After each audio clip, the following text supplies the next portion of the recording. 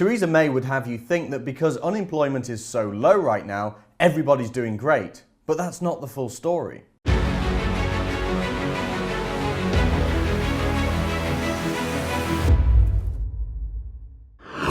A new study published by Migration Watch has found that 4 million Brits are competing against a, quote, virtually unlimited pool of migrant workers for jobs across the country. What this means is people aren't just unemployed. I mean, many people still are unemployed. But the figures show that most people now are actually in some kind of employment. And this is where the debate about zero-hour contracts comes in. Now, many people are against zero-hour contracts because it means that an employer isn't required to give a person a certain amount of hours. Now, I've never actually agreed with the argument that we should get rid of zero-hour contracts. It's a great contract for students, it's great for older people, it's great for people who don't need a full-time job. Who are we to tell the economy what it does and doesn't need? Zero-hour contracts are required. However, what we are seeing is that zero-hour contracts or low-hour contracts are becoming the only option for many Brits because they're competing against a pool of virtually unlimited migrant workers. They're competing against people who are willing to take lower wages, or not even just willing, by the way, who can take lower wages because they can live in a house with 10 people and they haven't got a family to bring up, for instance. So this is causing absolute chaos, and I really do have sympathy with people on zero-hour contracts, but I thought it'd be interesting to go through what this study has found. Now, I'm not going to go through the whole study, it's huge, but you can go through it yourself. But let's take a look at the summary here. It says, the present record rates of employment are misleading because they take no account of the underemployed, those who wish to work more hours but cannot find suitable work.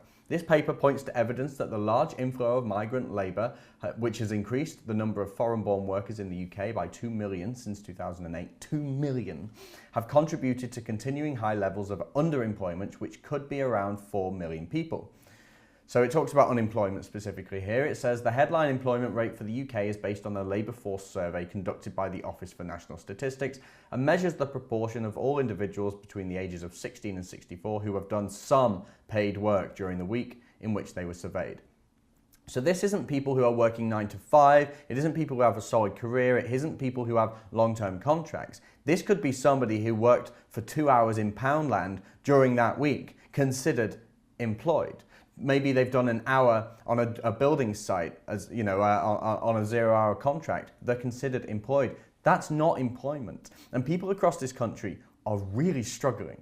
So when it talks about underemployment, that's a really good way to phrase this debate, and it's something I'm going to remember. It talks about the underemployed here and how many exactly are underemployed. And it says in terms of numbers, rather than percentages, these three further categories increase the number of those in work but underemployed to 3 million. When added to the number of those who are out of work and looking for work, the traditional unemployed, this results in over 4 million people in the UK looking for work or for more work. So the 4 million figure comes from the people who have no work and the people who have very little work and are looking to take on more. You know, and the left will often tell you, how many times have you heard, migrants do the jobs that the British people will never do? It's a lie. British people are always looking for work. Not many people. Now, there are some real scumbags who are happy to sit on their arse and take benefits. And that's another discussion. Frankly, we should just strip the benefits away from those lot and force them into work, if you ask me. But most people don't want to do that. Most people want to work. Most people want to have the pride of being able to run a family, run a household, go to work in the morning, be a functioning member of society, be able to afford a holiday in the summer and afford nice clothes. That's what people want. But when you bring in an unlimited workforce, an unlimited supply of people who are willing and able to do it for less money, or even work more hours than they're legally allowed, how on earth are British people meant to compete? So who is it that needs work? This is the last bit of the study I'm going to introduce you to, and as I say, you can read the whole thing yourself. It's really fascinating. Who needs work? Figure 9 shows below these figures as a percentage of those within each group. Approximately 5% of full-time workers would like more work, with relatively small percentage point differences between gender and age gaps. So it's roughly the same between men and women, roughly.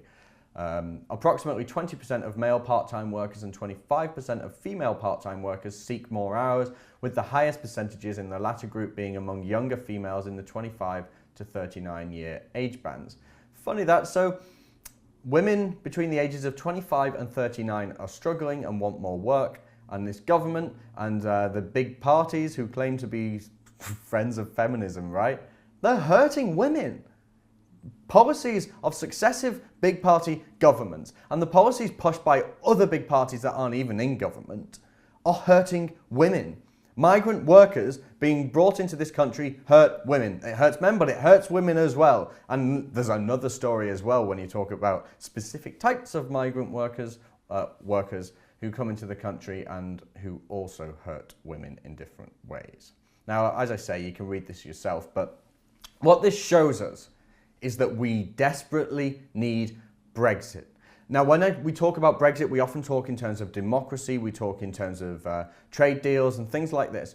One obvious point here is we need Brexit to stop that open border policy with the rest of Europe. And the other day when David Miliband and Nicky Morgan and that knob Nick Clegg were up on stage saying we need to stay in the European Economic Area, that would keep us within free movement. That would keep free movement, which is, as we know, is not Brexit, but it means that people are still going to struggle for work. This is what the big parties want. Is it not obvious by now that Brexit is not just about them keeping their pensions and keeping this world government and this new dystopian idea of what Europe should be? It's about hurting the little man. They don't give a crap about the white working class. They obviously want them to struggle. I mean, just look at the news of the SNP and the Lib Dems and Labour who are conspiring now against the Brexit deal and they're refusing to agree to the EU withdrawal bill. Look at this article from The Express. Labour and the Liberal Democrats will today ignore pleas to stop siding with Nicola Sturgeon in a row over Brexit powers.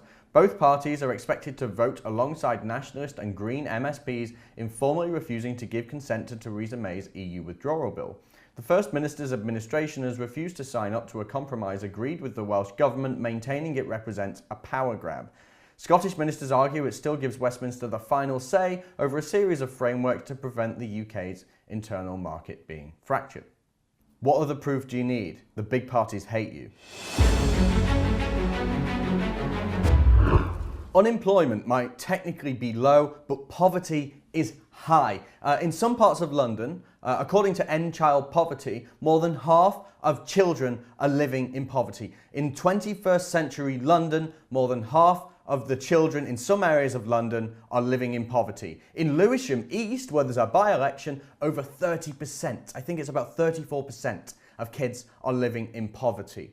How can we tolerate this? How can we tolerate this? And we know that people living in poverty aren't living on the street. No. In London, people living in poverty are working families. People in poverty get up, out of bed in the morning, get on the bus, go to work, come home, and they can't even afford to look after their kids. And why is that? It's because they're struggling for work, they can't compete against low-wage workers, and the cost of housing in London is sky high. Why? Maybe because there's 9 million people living in the city. We told the government, we told the politicians, we want Brexit. One of the reasons why we told them we want Brexit is because of this. We want our jobs back. We want the job market stable, and we want British people to be able to look after their kids, make a decent living, and not live in poverty. Is that too much to ask?